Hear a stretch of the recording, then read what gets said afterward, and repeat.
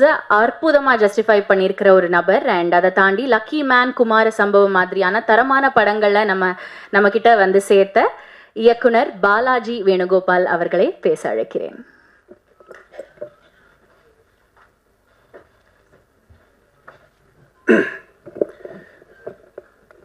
பத்திரிகை ஊடக நண்பர்கள் அனைவருக்கும் வணக்கம். First thanks.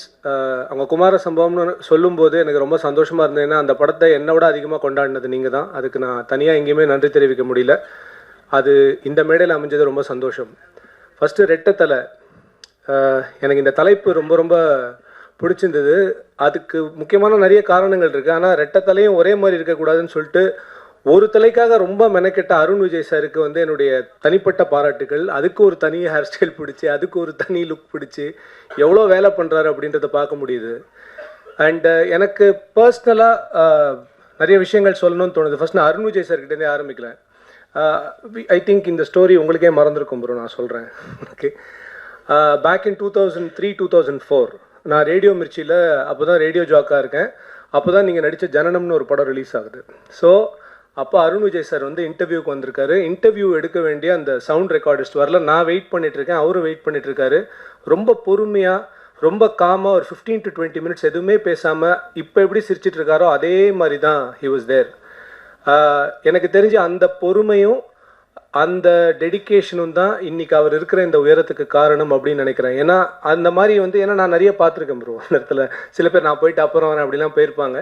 அந்த இன்டர்வியூவில் அவர் நடந்துக்கிட்ட விதம், அவருடைய கனவுகள் என்ன, இதெல்லாமே எனக்கு இன்னும் ஞாபகம் இருக்குது. ஸோ எனக்கு இப்போ அவருடைய இந்த க்ரோத்தை பார்க்கும்போது I really feel that this man deserves much more.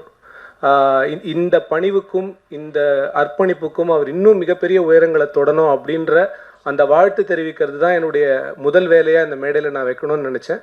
So I really sincerely wishing you all the best for all the dreams that you have. And அடுத்தது டைரக்டர் திருக்குமரன் சார். சார், மான் கராத்தே ஃபஸ்ட்டு டே வந்து தேட்டருக்கு போயிட்டு ticket கிடைக்காம திரும்பி வந்தேன் sir. எனக்கு ஞாபகம் இருக்குது. அதுக்கப்புறம் செகண்ட் டே தான் பார்த்தேன். எனக்கு அந்த படத்தோட ஹியூமர் ரொம்ப பிடிக்கும். அதுக்கப்புறம் கெத்துன்னு ஒரு படம் பண்ணார். அந்த படம் கம்ப்ளீட்டாக வேறு மாதிரி இருந்தது. அதை விட இது பயங்கரமாக இருக்குது சார். இன்ஃபேக்ட் இது நான் ஏதோ ஹிந்தி படம் தமிழில் பார்க்குற மாதிரி எனக்கு ஒரு ஃபீலிங் இருந்தது. And fantastic making. And Murugadoss sir, அவங்களுடைய சாதனையை பற்றி நான் எப்படி சொல்ல முடியும்னா, ஒரு சின்ன குழந்தை 2 படம் தான் எடுத்திருக்கேன். பட் முருகதாஸ் சார் வந்து அருண் விஜய் சார் நான் அப்போ பார்த்த மாதிரியே இப்பயும் இருக்கார் அப்படின்னு அவர் சொல்கிறார். அதுதான் எனக்கு ஆச்சரியமாக இருக்குது. அவர் எப்பயுமே ஒரே மாதிரியே இருக்கார். அதுதான் எப்படின்னு தெரியல. பட் அவருடைய எண்ணங்கள் தான் அவரை இளமையாக வச்சுக்குதுன்னு நினைக்கிறேன். இன்றைக்கும் மதராசியில் வந்து அந்த ஒரு ஃபைட் சீனை வந்து அவர் எப்படி கொரியோகிராஃப் பண்ணியிருப்பாருன்னு என்னால் வந்து எதிர்பார்க்க முடியாத லெவலுக்கு ஒரு விஷயத்தை பண்ணியிருக்கீங்க. I am a huge fan of your work sir. And பெரிய இன்ஸ்பிரேஷன் நீங்கள். அடுத்து உங்கள் பக்கத்தில் அறிவழகன் சார் இருக்கார். அவர் அருண் விஜய் சாரை யூஸ் பண்ண விதங்கள்லாம் ரொம்ப இன்ட்ரெஸ்டிங்காக இருக்கும். எனக்கு ரொம்ப பிடிக்கும் அது. அதே மாதிரி தடம் படத்தில் அருண் விஜய் சார் பண்ண அந்த ரோல் வந்து நம்ம எல்லாருக்குமே ரொம்ப ரொம்ப பிடிக்கும். அந்த மாதிரி ஒரு ரோல், அதை டபுள் ஆக்ஷன் அப்படின்னும் போது 100% சில ஹீரோஸ் டபுள் ஆக்ஷன் பண்ணால் ரொம்ப வித்தியாசமாக இருக்கும். நம்பக்கூடிய இந்திய அளவில் சில நடிகர்கள் மட்டும்தான் இருக்காங்க. அதில் கன்ஃபார்மாக அருண் விஜய் சாரும் ஒருத்தருன்றது இந்த படத்தின் மூலமாக இன்னொரு தடவை நிரூபிப்பார் அப்படின்னு நான் நினைக்கிறேன். அண்ட் அடுத்தது என் தலைவன் ஆண்டனி சார். ஏன் தலைவன் சொல்கிறேன்னா, நான் நடித்த முதல் படத்துலேருந்து ஏஎல் விஜய் சார் கூட நான் என்னென்ன படம்லாம் பண்ணணும் அவர் தான் எடிட் பண்ணியிருக்காரு. அதில் என்னென்னா, நான் நடித்த சில சீன்ஸ்லாம் அவருக்கு ரொம்ப பிடிச்சதுன்னா அவரே எடிட் பண்ணி நானே வச்சுக்கிறேன், அவர் யாருக்கும் தரமாட்டேன் அப்படின்னு எடுத்து வச்சுருவார்.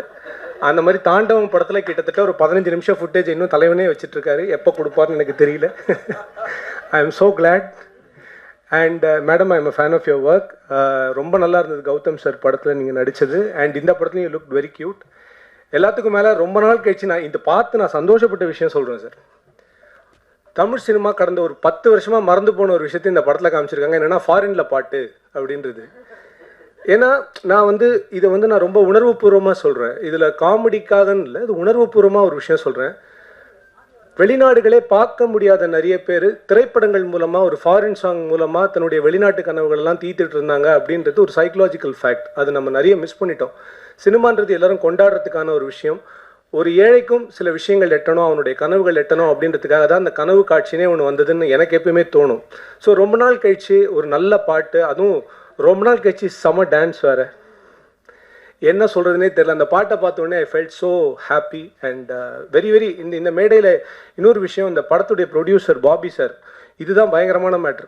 நம்ம தான் ஒரு ஃபிலிம் மேக்கர் ஆகிட்டோமே, அதனால் நமக்கு எல்லா ப்ரொடியூசரும் தெரியணும் அப்படின்றதுக்காக யார்கிட்டயோ ஒரு தடவை கேட்டு இந்த பாபி சார் எப்படி காண்டாக்ட் பண்ணுறது அப்படின்னு, அவர் வந்து ஃபேஸ்புக்கில் இருக்காரா அப்படின்னு இந்த ஃபேஸ்புக்கில் ஐடியை தேடி கண்டுபிடிச்சி நான் வந்து மெசேஜ் போடுறேன். மெசேஜ் போட்டோடனே ரிப்ளை, சார் நான் உங்கள் படம்லாம் பார்த்துருங்க சார் அப்படின்னு. என்னடா இவ்வளோ பெரிய ப்ரொடியூசர் நம்ம படத்தெல்லாம் பார்த்துருக்காருன்னு. நானும் அவரும் கிட்டத்தட்ட ஒரு 4 நாள் பேசினதுக்கப்புறம், சார் ஒரு 15,000 rupees இருக்குமா அப்படின்னு எனக்கு மெசேஜ் அனுப்பிச்சார்.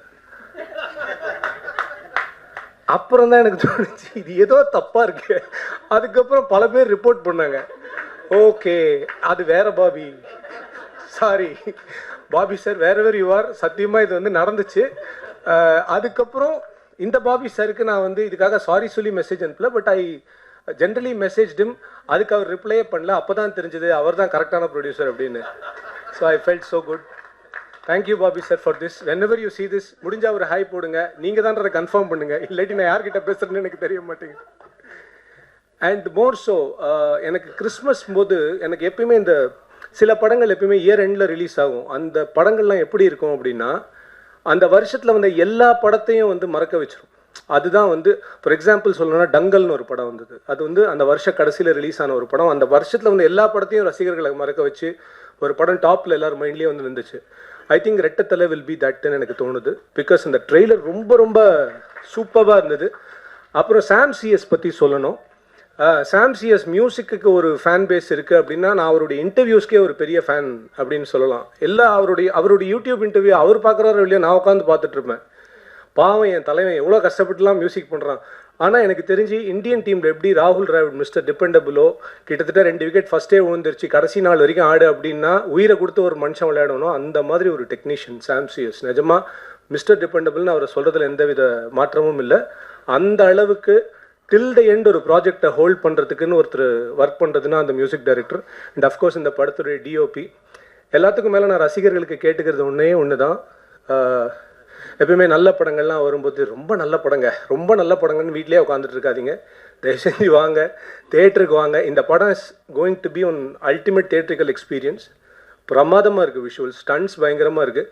எனக்கு தெரிஞ்ச அருண் விஜய் சார் வந்து வரும்போது ஸ்டண்ட் மாஸ்டர்லாம் குதூகலம் ஆயிடுவாங்கன்னு நினைக்கிறேன். அந்த லெவலுக்கு தான் ஒரு ஸ்டண்ட் பண்ணுறாரு. எனக்கு அவரை பற்றி சொல்லணுன்னா ஃபைனலாக ஒரே ஒரு விஷயம் தான் நான் சொல்லணும் அப்படின்னு நினச்சி ஆசைப்படுறேன். ஒரு கோட் நான் படித்தேன், it's okay that I walk slow but I never walk back அப்படின்னு. அருண் விஜய் சாரோட லைஃப் அதுக்கு ஒரு மிகப்பெரிய உதாரணம். அந்த தில்ருபா பாட்டிலேருந்து இன்னைக்கு இவ்வளோ தூரம் ஒரு மனுஷன் வந்து வந்திருக்காரு அப்படின்னா அதுக்கு காரணம் அவருடைய விடாமுயற்சி, உழைப்பு, நேர்மை, அர்ப்பணிப்பு. இது எல்லாத்துக்கும் மிகப்பெரிய ஒரு இடம், இன்னும் பெரிய இடம் வந்து அவருக்கு கிடைக்கும் அப்படின்ற ஒரு மிகப்பெரிய நம்பிக்கை இருக்குது. வருங்காலத்தில் எனக்கு ஒரு வாய்ப்பு இருந்ததுன்னா அவருக்கு ஒரு ஹாலிடே ஃபிலிம் கொடுக்கணும். அதாவது ஸ்டண்டிங்லாம் எல்லாம் வாங்க சார், ஜாலியாக ஒரு படம் பண்ணலாம் அப்படின்ற மாதிரி ஒரு படம் பண்ண எனக்கு ஒரு ஆசை. அதுவும் நடக்கும் அப்படின்னு நம்புகிறேன். Thank you so much for the opportunity and I really wish all the best to all of you. Thank you.